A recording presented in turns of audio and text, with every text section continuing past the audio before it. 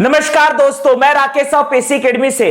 आज हम भारतीय अर्थव्यवस्था के अंतर्गत एक फ्रेश टॉपिक प्रारंभ करने जा रहे हैं। भारतीय कर प्रणाली, इंडियन टैक्स सिस्टम। ध्यान दीजिएगा दोस्तों, आज हम फ्रेश टॉपिक प्रारंभ करने जा रहे हैं। भारतीय कर प्रणाली,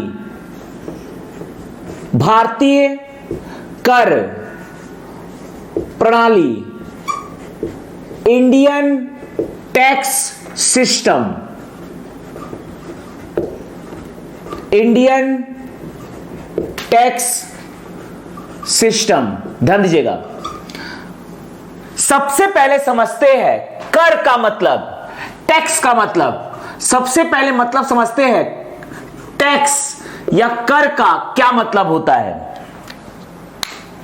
कर जनता के द्वारा सरकार को दिए जाने वाला एक अनिवार्य भुगतान है। कर जनता के द्वारा सरकार को दिए जाने वाला एक अनिवार्य भुगतान है, जिसके माध्यम से सरकार सार्वजनिक व्यय हेतु धन प्राप्त करती है। कर जनता के द्वारा सरकार को दिए जाने वाला एक अनिवार्य भुगतान है, जिसके माध्यम से सरकार सार्वजनिक व्यय हेतु धन की प्राप्ति होती है। अथवा हम कह सकते हैं कर जनता के द्वारा सरकार को दिए जाने वाला एक अनिवार्य भुगतान है, जिसके बदले में हम सरकार से किसी भी प्रकार की सुविधा की चेष्टा नहीं कर सकते। कर सरकार को जनता के द्वारा दिया जाने वाला एक अनिवार्य भुगतान है, जिसके माध्यम से सरकार सार्वजनिक व्यय हेतु धन की प्राप्ति करती है तथा जनता कर के बदले किसी विशेष सुविधा की चेष्टा नहीं कर सकती है। राजस्व आय या सार्वजनिक आय का मुख्य स्रोत कर होता है। कर राजस्व आय या सार्वजनिक आय का मुख्य स्रोत होता है। कर के उद्देश्य, करारोपण के उद्देश्य, ऑब्जेक्टिव्स ऑफ टैक्सेशन, करारोपण के उद्देश्य अर्थव्यवस्था का निगमन करना, राजस्व की प्राप्ति करना, आय का पुनर्वितरण करना। ध्यान दीजिएगा दोस्तों, हम डिस्कस करने जा रहे हैं कर। कर का मतलब होता है कर जनता के द्वारा, कर जनता के द्वारा सरकार को दिए जाने वाला, सरकार को दिए जाने वाला एक अनिवार्य भुगतान है, एक अनिवार्य भुगतान है। कर जनता के द्वारा सरकार को दिए जाने वाला एक अनिवार्य भुगतान है, जिसके माध्यम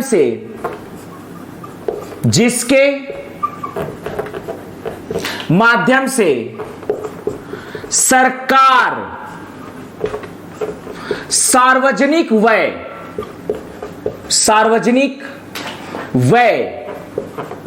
हेतु धन की प्राप्ति करती है, हेतु धन की प्राप्ति करती है, जिसके माध्यम से सरकार सार्वजनिक व्यय हेतु धन की प्राप्ति करती है। ध्यान दीजिएगा, कर जनता के द्वारा सरकार को दिए जाने वाला एक अनिवार्य भुगतान है। कर के बदले में जनता सरकार से किसी विशेष सुविधा की चेष्टा नहीं कर सकती है। जनता कर के बदले में किसी विशेष सुविधा की चेष्टा नहीं कर सकती है, नहीं कर सकती है। ध्यान दीजिएगा, कर राजस्व आय या सार्वजनिक आय का मुख्य स्रोत होता है। कर राजस्व आय या सार्वजनिक आय का मुख्य स्रोत होता है। कर राजस्व आय या सार्वजनिक आय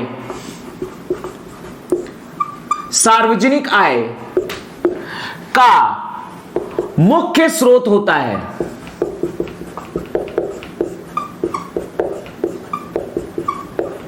ध्यान दीजिएगा, अब हम देखने जा रहे हैं करारोपण के उद्देश्य, कर लगाने के उद्देश्य, सरकार के द्वारा कर लगाने के उद्देश्य, ऑब्जेक्टिव्स ऑफ टैक्सेशन। ध्यान दीजिएगा, पहला ऑब्जेक्टिव है अर्थव्यवस्था का निगमन।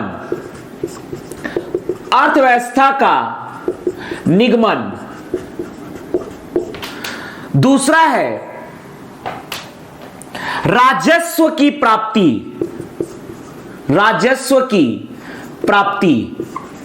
और तीसरा है आय का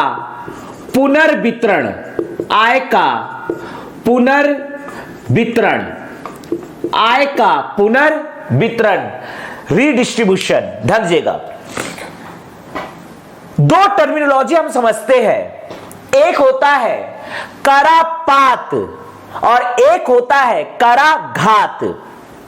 करापात अर्थात इंसिडेंस ऑफ टैक्स, कराघात इंपैक्ट ऑफ टैक्स। ये दोनों पॉइंट को हम समझते हैं, समझिएगा। करापात व कराघात। अगला पॉइंट हम समझने जा रहे हैं टैक्स सिस्टम में, करापात व कराघात।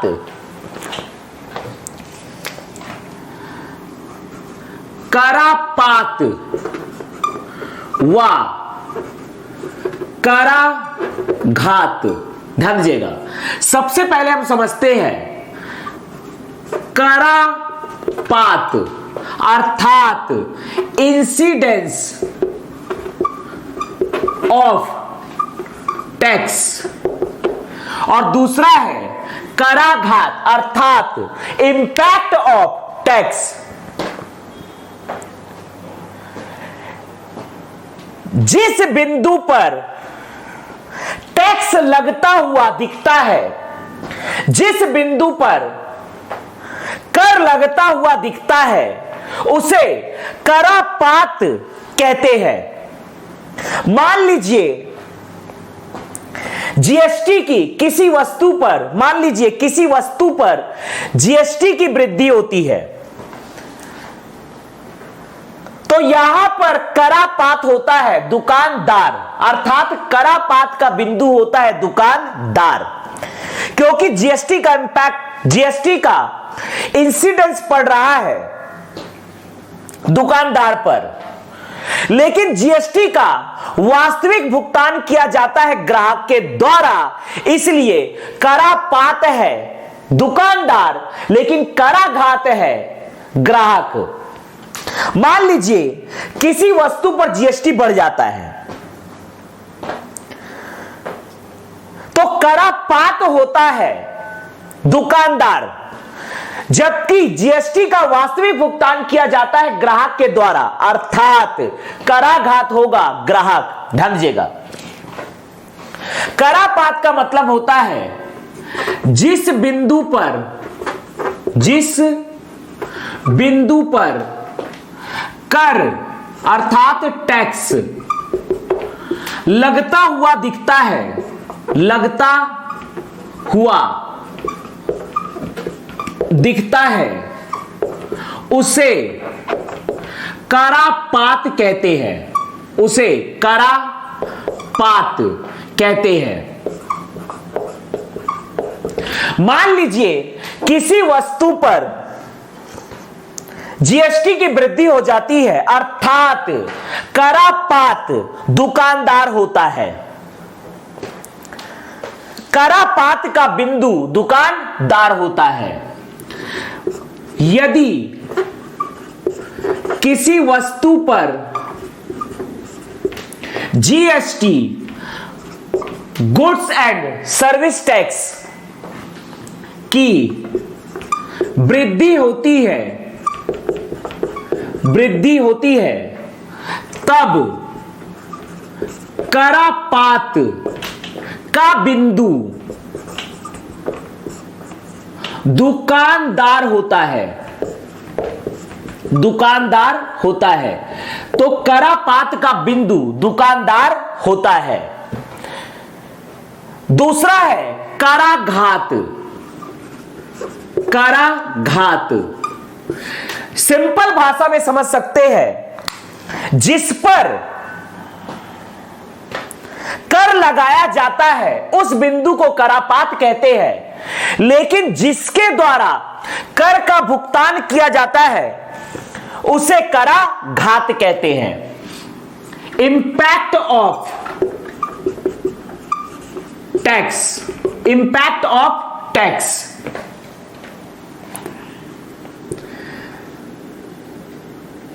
लगाए जिस पर कर, जब कर आरोपित किया जाता है, जब कर आरोपित किया जाता है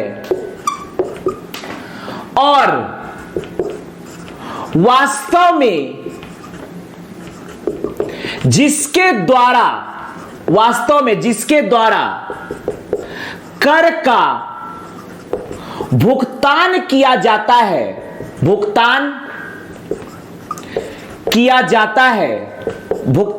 जाता है उसे कराघात कहते हैं। इसको उदाहरण से समझ सकते हैं। यदि किसी वस्तु पर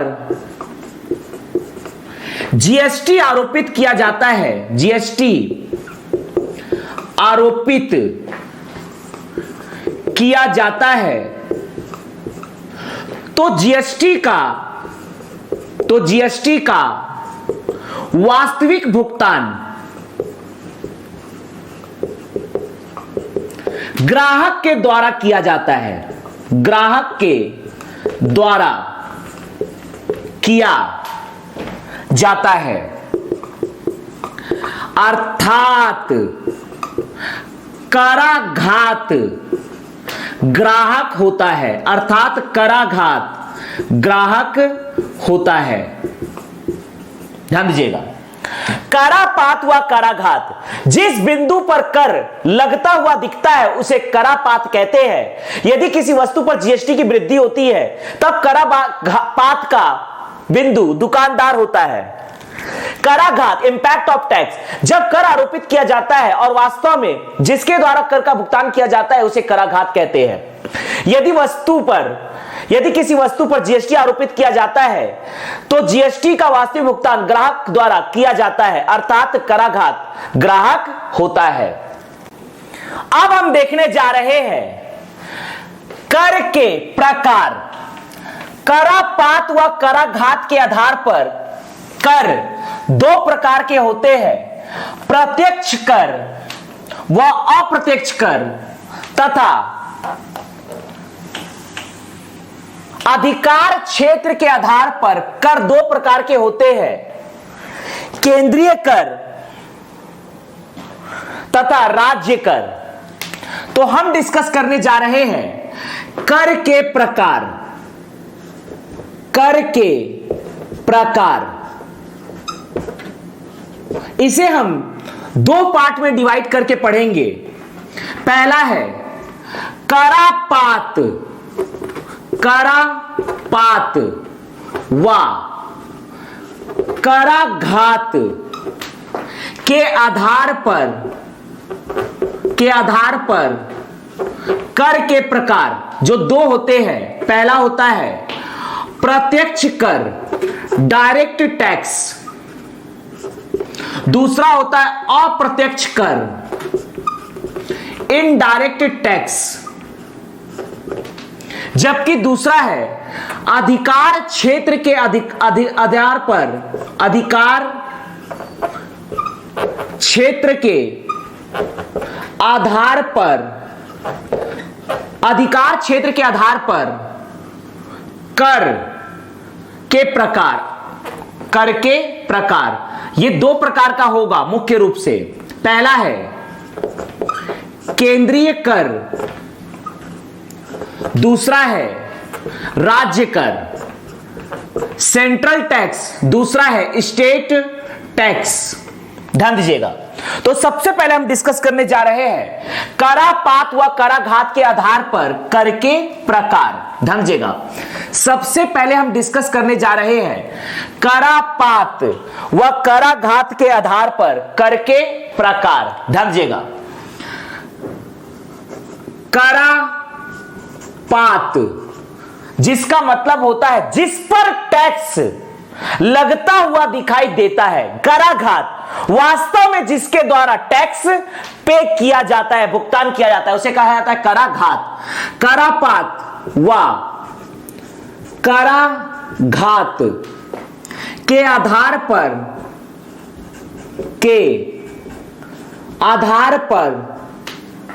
कर के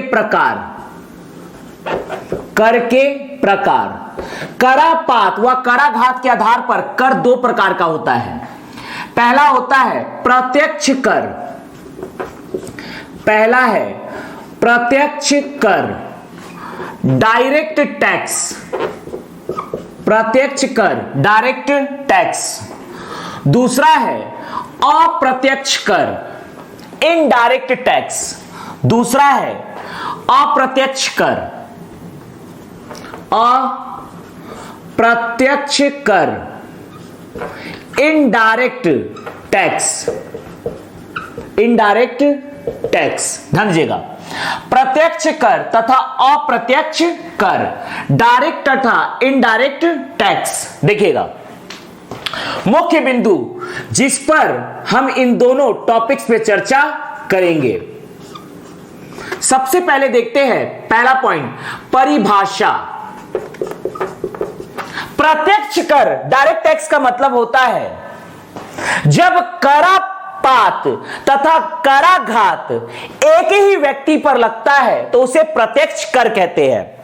करापात का मतलब होता है जिस पर टैक्स आरोपित किया जाता है, और कराघात का मतलब होता है जिसके द्वारा टैक्स का भुगतान किया जाता है। प्रत्यक्ष कर ऐसा कर है जिसमें करापात व कराघात एक ही व्यक्ति होता है, अर्थात जैसे कि आयकर, इनकम टैक्स। यदि आपके ऊपर इनकम टैक्स लगा है तो भुगतान भी आप ही को करना है, अर्थात आपके ऊपर इनकम टैक्स आरोपित किया गया है, मतलब आप हो करापात, और आप ही के द्वारा इनकम टैक्स का भुगतान करना है, मतलब आप ही हो कराघात। करापात का मतलब होता है जिस पर टैक्स आरोपित किया जाता है उसे कहते हैं करापात। कराघात का मतलब होता है जिसके द्वारा टैक्स का भुगतान किया जाता है उसे कहा जाता है कराघात। अर्थात प्रत्यक्ष कर में करापात व कराघात एक ही व्यक्ति पर लगता है, एक ही व्यक्ति पर लगता है। जब करापात व कराघात एक ही व्यक्ति पर लगता है, करापात व कराघात एक ही व्यक्ति पर लगे तो इसे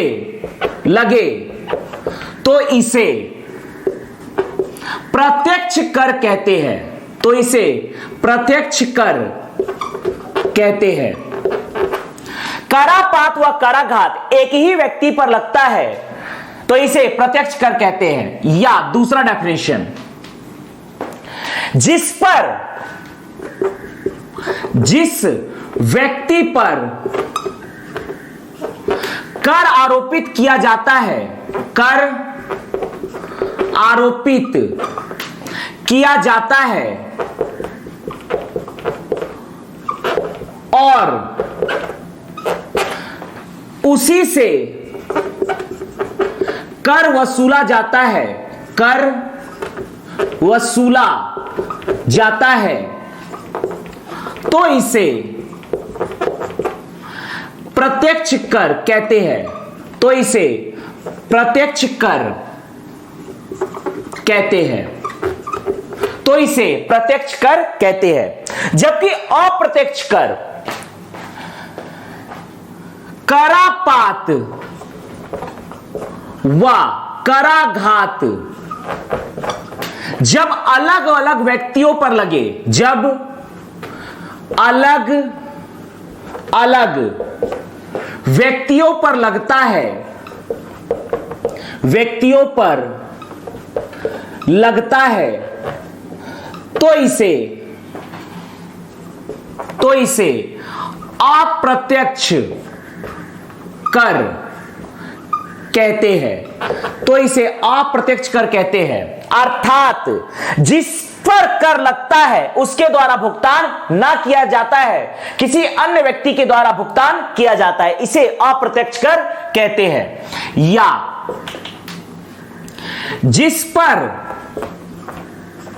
कर आरोपित किया जाता है, कर आरोपित किया जाता है, उसके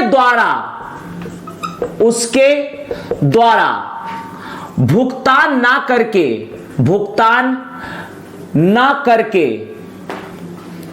किसी अन्य के द्वारा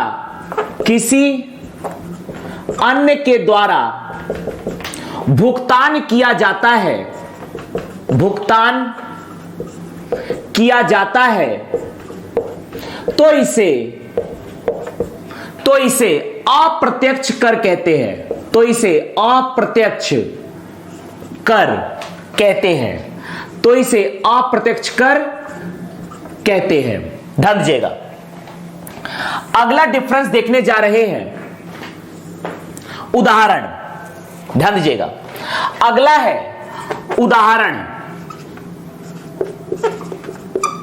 प्रत्यक्ष कर के उदाहरण है आयकर। प्रत्यक्ष कर का उदाहरण है आयकर, इनकम टैक्स, इनकम टैक्स, निगम कर, निगम कर, कॉर्पोरेट टैक्स, कॉर्पोरेट टैक्स, आयकर, इनकम टैक्स, निगम कर, कॉर्पोरेट टैक्स, न्यूनतम वैकल्पिक कर, न्यूनतम वैकल्पिक कर, minimum alternative tax, minimum alternative tax अर्थात मैट, इन शॉर्ट मैट।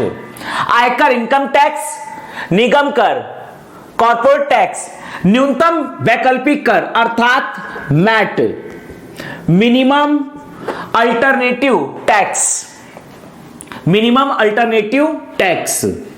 इसके बाद है संपत्ति कर, संपत्ति कर या संपदा कर या पूंजी लाभ कर, पूंजी लाभ कर, यह भी है आपका प्रत्यक्ष कर। प्रॉपर्टी टैक्स, प्रॉपर्टी टैक्स या और स्टेट टैक्स और capital gains, capital gains tax, capital gains tax, ये आपका है प्रत्यक्ष कर। इसके बाद है व्यय कर, एक्सपेंडिचर कर, एक्सपेंडिचर टैक्स, व्यय कर, एक्सपेंडिचर कर, एक्सपेंडिचर टैक्स, बैंक प्रक्रिया कर, बैंक प्रक्रिया कर, bank processing tax, bank processing tax, bank processing tax, वस्तु विनिमय कर, अगला है वस्तु विनिमय कर, वस्तु विनिमय कर, commodity, commodity transaction, commodity transaction tax, commodity transaction tax अर्थात CDT, CDT, commodity transaction tax CTT.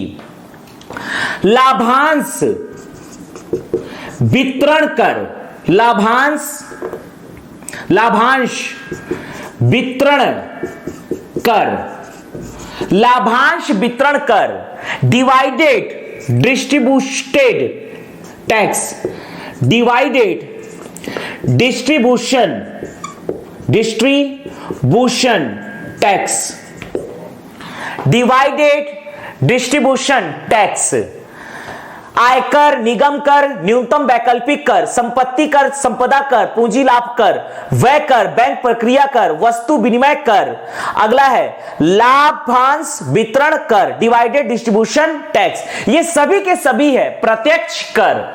अप्रत्यक्ष कर का उदाहरण है, ध्यान दीजिएगा, अप्रत्यक्ष कर का उदाहरण है वर्तमान दृष्टिकोण में जीएसटी, वस्तु एवं सेवा कर, वस्तु एवं सेवा कर, goods and service tax, goods and service tax अर्थात जीएसटी।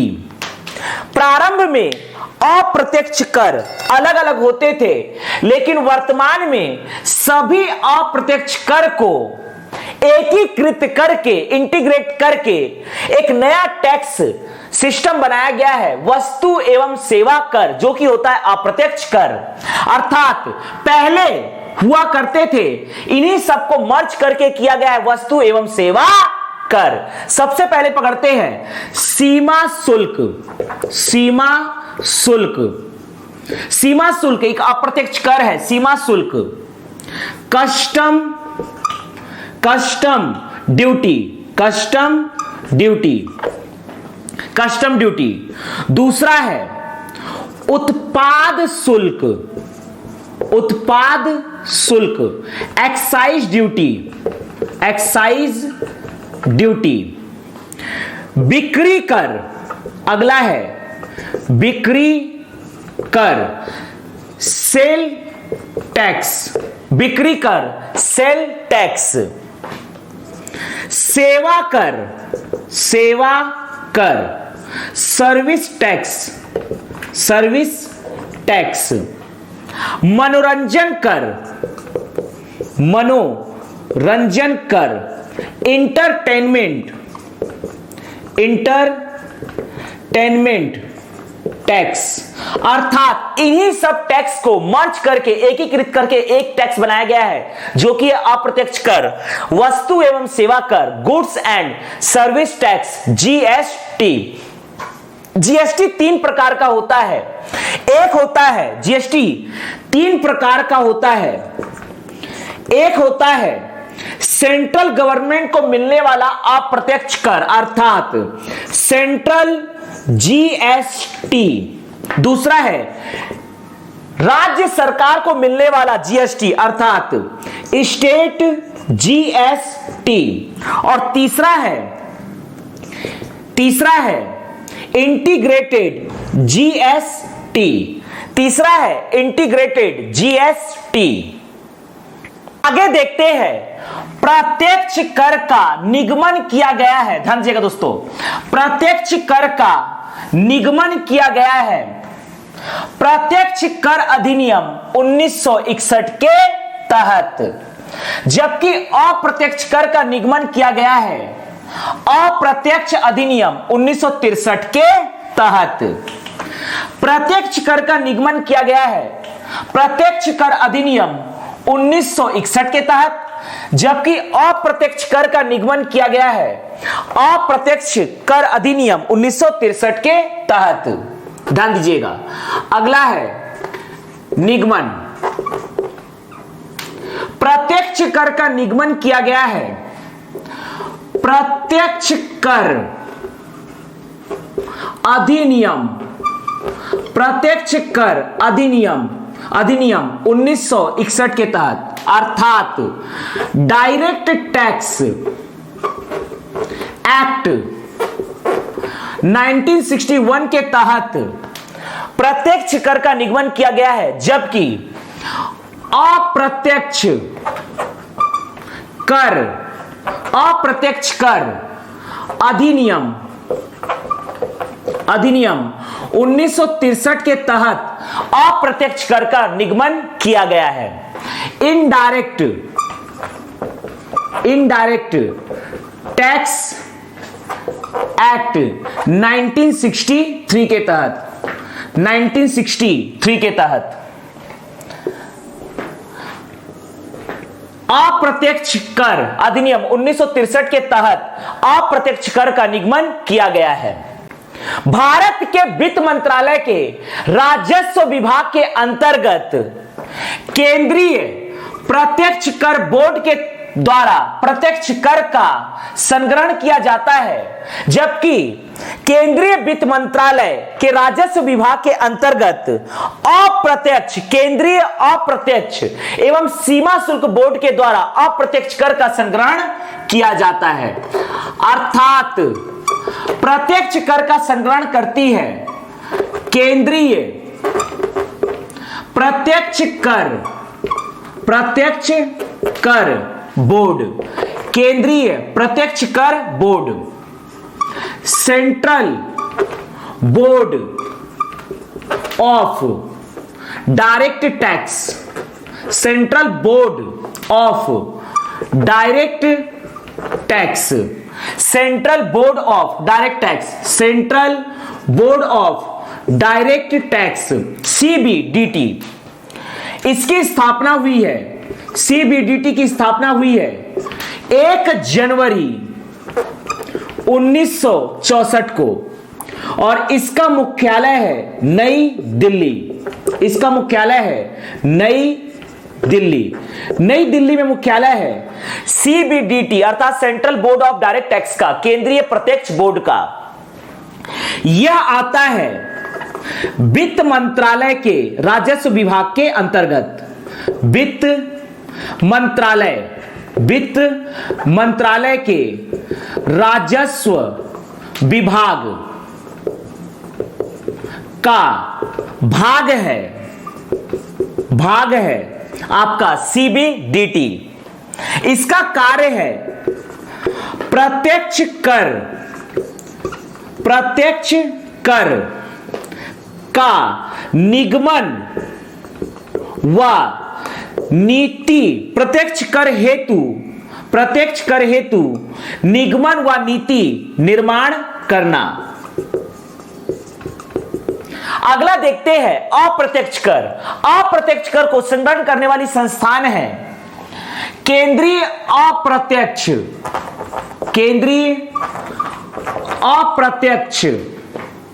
कर व सीमा शुल्क बोर्ड,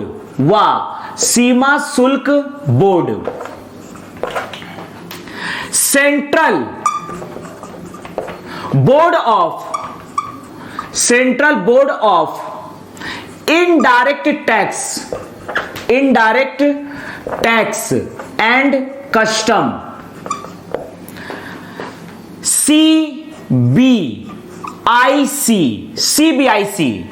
इसकी भी स्थापना हुई है 1 जनवरी 1964 को, और इसका भी मुख्यालय है नई Delhi.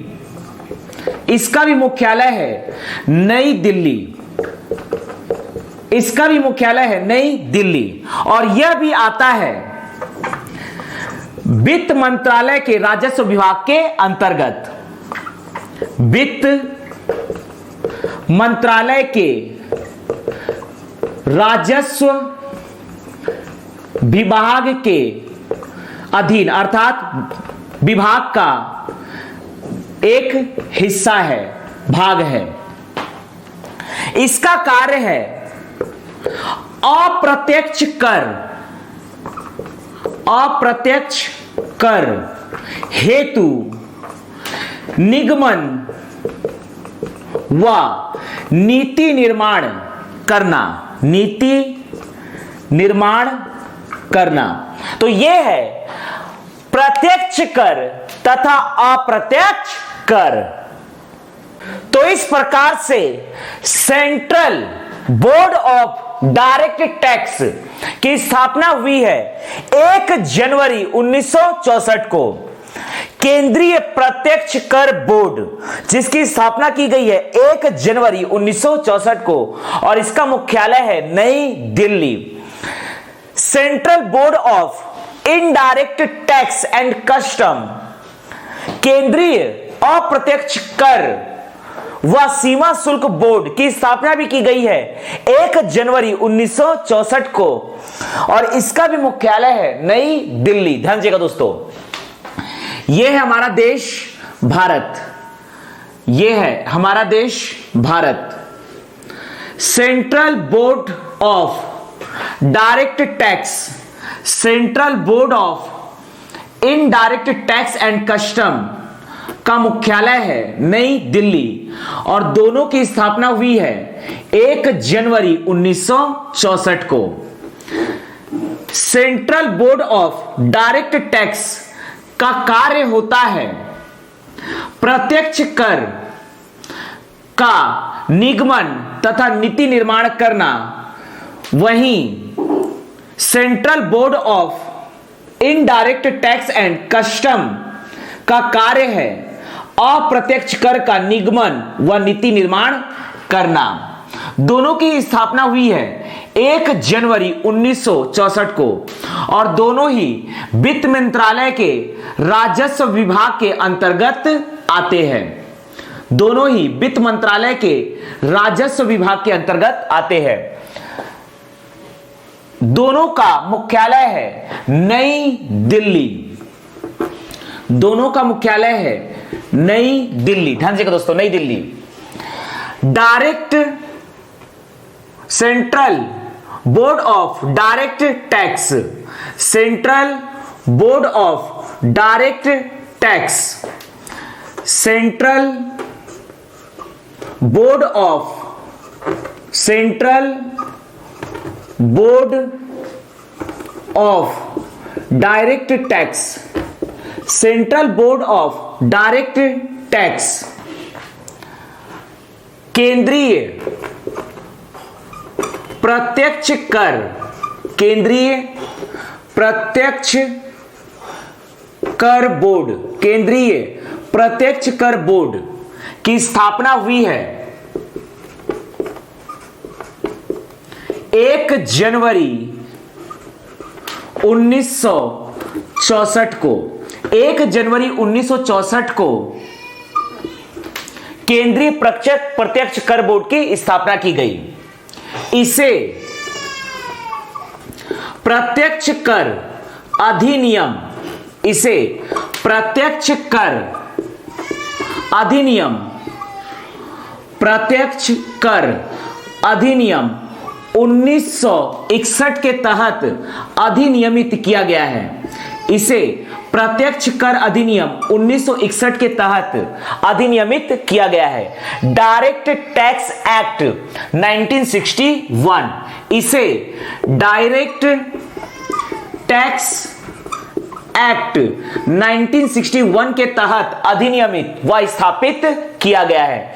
Central board of direct tax, केंद्रीय प्रत्यक्ष कर बोर्ड की स्थापना की गई है 1 जनवरी 1964 को और इसका मुख्यालय है नई दिल्ली।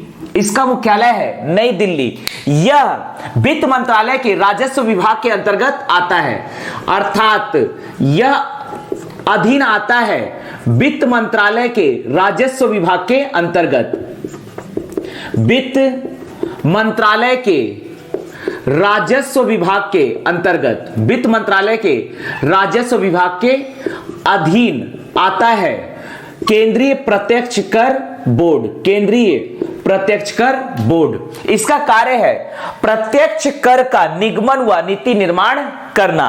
प्रत्यक्ष कर का निगमन व नीति निर्माण करना, इसका कार्य है प्रत्यक्ष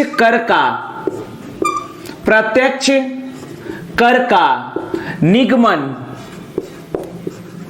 व नीति निर्माण करना। नीति निर्माण करना, ध्यान दीजिएगा। 1 जनवरी 1964 को प्रत्यक्ष कर अधिनियम 1961 के तहत केंद्रीय प्रत्यक्ष कर board, central board of direct tax की स्थापना की गई। इसका मुख्यालय है नई दिल्ली। यह वित्त मंत्रालय के राजस्व विभाग के अधीन आता है। इसका कार्य है प्रत्यक्ष कर का निगमन व नीति निर्माण करना। अगला हम डिस्कस करने जा रहे हैं central board of indirect tax and custom, केंद्रीय अप्रत्यक्ष कर व सीमा शुल्क बोर्ड। ध्यान दीजिएगा,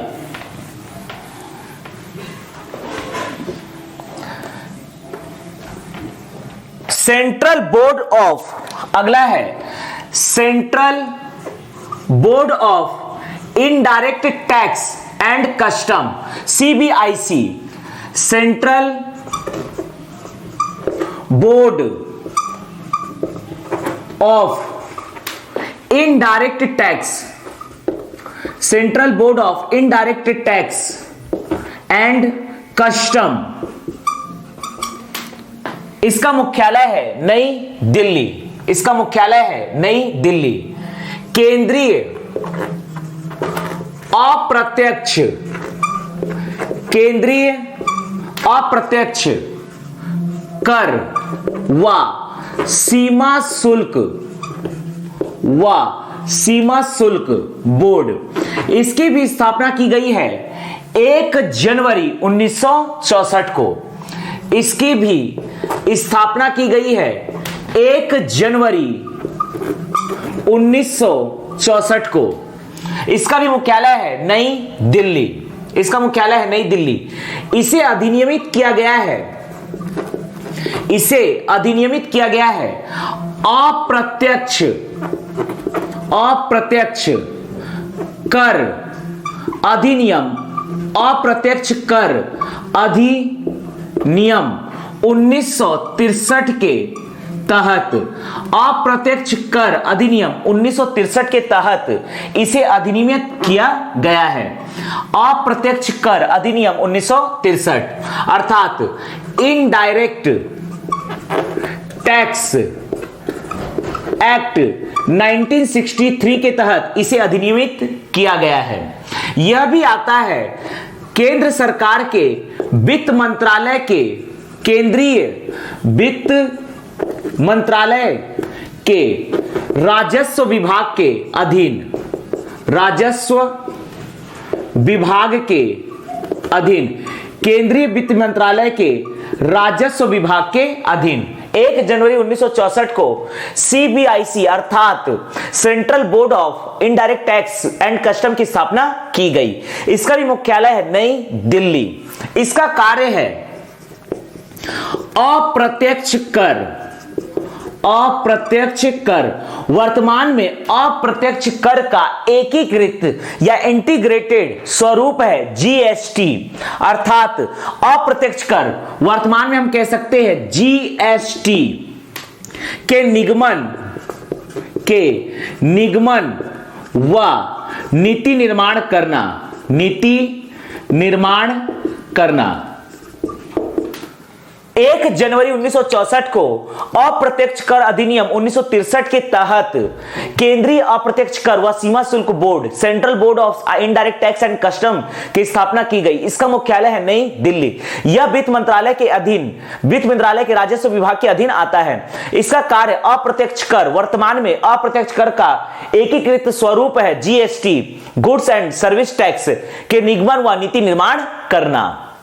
आगे हम डिस्कस करने जा रहे हैं अधिकार क्षेत्र के आधार पर, अधिकार क्षेत्र के आधार पर कर के प्रकार, अधिकार क्षेत्र के आधार पर कर के मुख्य रूप से दो प्रकार होते हैं। एक होता है केंद्रीय कर और एक होता है राज्य कर। ध्यान दीजिएगा, केंद्रीय कर व दूसरा है राज्य कर। केंद्रीय कर व राज्य कर, ध्यान दीजिएगा। अधिकार क्षेत्र के आधार पर, अधिकार क्षेत्र के आधार पर कर के प्रकार, कर अर्थात टैक्स के प्रकार, अधिकार क्षेत्र के आधार पर कर के प्रकार। अधिकार क्षेत्र के आधार पर कर दो प्रकार का होता है।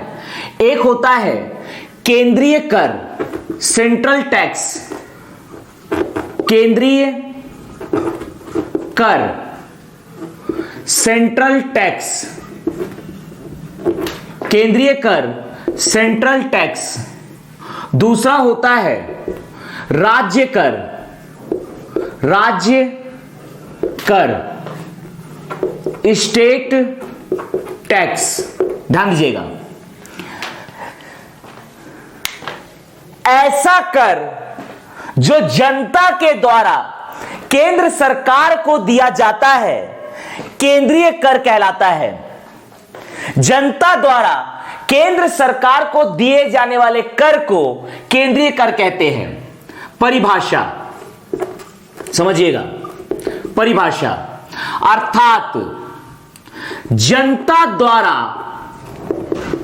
सरकार को, जनता द्वारा केंद्र सरकार को, जनता द्वारा केंद्र सरकार को दिए जाने वाले कर को, दिए जाने वाले कर को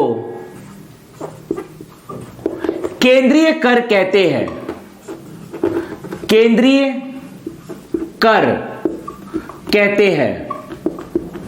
जनता द्वारा केंद्र सरकार को दिए जाने वाले कर को केंद्रीय कर कहते हैं, केंद्रीय कर कहते हैं। दूसरा है आपका राज्य कर। जनता द्वारा, जनता द्वारा राज्य सरकार को, राज्य सरकार को दिए जाने वाले कर को, दिए जाने वाले कर को राज्य कर, स्टेट टैक्स कहते हैं, राज्य कर कहते हैं। ध्यान दीजिएगा, उदाहरण के रूप में समझते हैं। अब हम देखने जा रहे हैं केंद्रीय कर के उदाहरण। केंद्रीय कर में भी दो प्रकार से हम डिवाइड कर लेंगे। पहला है केंद्रीय कर के ही अंतर्गत प्रत्यक्ष कर, केंद्रीय प्रत्यक्ष कर, केंद्र सरकार को दिए जाने वाले प्रत्यक्ष कर। ध्यान दीजिएगा, जैसा कि हम जानते हैं आयकर, इनकम टैक्स, आयकर, इनकम टैक्स प्रत्यक्ष कर के अंतर्गत, केंद्रीय कर के अंतर्गत प्रत्यक्ष कर में पहला है आयकर, इनकम टैक्स, निगम कर, कॉर्पोरेट टैक्स, न्यूनतम वैकल्पिक कर, मिनिमम अल्टरनेटिव कर, मैट इसे कहा जाता है, मिनिमम अल्टरनेटिव टैक्स, मैट। आयकर, इनकम टैक्स, निगम कर, कॉर्पोरेट टैक्स, इनकम टैक्स, आयकर है, इनकम टैक्स, निगम कर है, कॉर्पोरेट टैक्स, न्यूनतम वैकल्पिक कर, मिनिमम अल्टरनेटिव टैक्स। आगे है बैंक प्रक्रिया कर, बैंक प्रक्रिया कर, bank processing tax, bank processing tax. संपत्ति कर, प्रॉपर्टी टैक्स या संपदा कर, स्टेट ड्यूटी या स्टेट टैक्स या पूंजी लाभ कर, पूंजी लाभ कर, capital gains tax, capital gains tax. आगे है व्यय कर, एक्सपेंडिचर टैक्स, व्यय कर एक्सपेंडिचर टैक्स। इसके बाद देखते हैं वस्तु विनिमय कर, वस्तु विनिमय कर, वस्तु विनिमय कर अर्थात कमोडिटी ट्रांजैक्शन टैक्स। लाभांश, लाभांश वितरण, लाभांश वितरण कर अर्थात डिवाइडेड डिस्ट्रीब्यूशन टैक्स। तो ये सभी प्रत्यक्ष कर आते हैं केंद्रीय कर के अंतर्गत। दूसरा है केंद्रीय कर के अंतर्गत आने वाले अप्रत्यक्ष कर। हालांकि हम जानते हैं कि वर्तमान में अप्रत्यक्ष कर का रूप धारण कर चुका है जीएसटी अर्थात केंद्रीय जीएसटी, केंद्रीय वस्तु एवं सेवा शुल्क, central goods and services tax. केंद्रीय वस्तु एवं सेवा कर, केंद्रीय वस्तु एवं सेवा कर सेंट्रल जीएसटी। इसके अंतर्गत जैसा कि हम पहले लेते थे केंद्रीय वस्तु एवं सेवा कर के अंतर्गत हम ले सकते हैं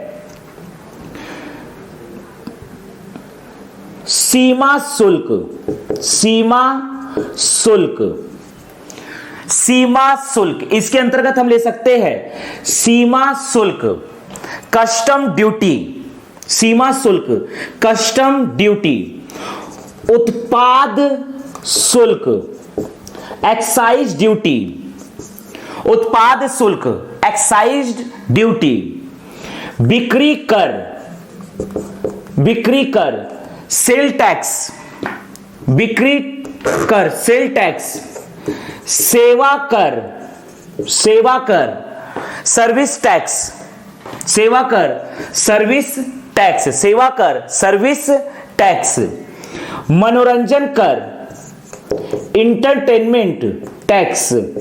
तो ये सभी अप्रत्यक्ष कर, ओवरऑल हम कह सकते हैं केंद्रीय वस्तु एवं सेवा कर, सेंट्रल जीएसटी, यह है अप्रत्यक्ष कर।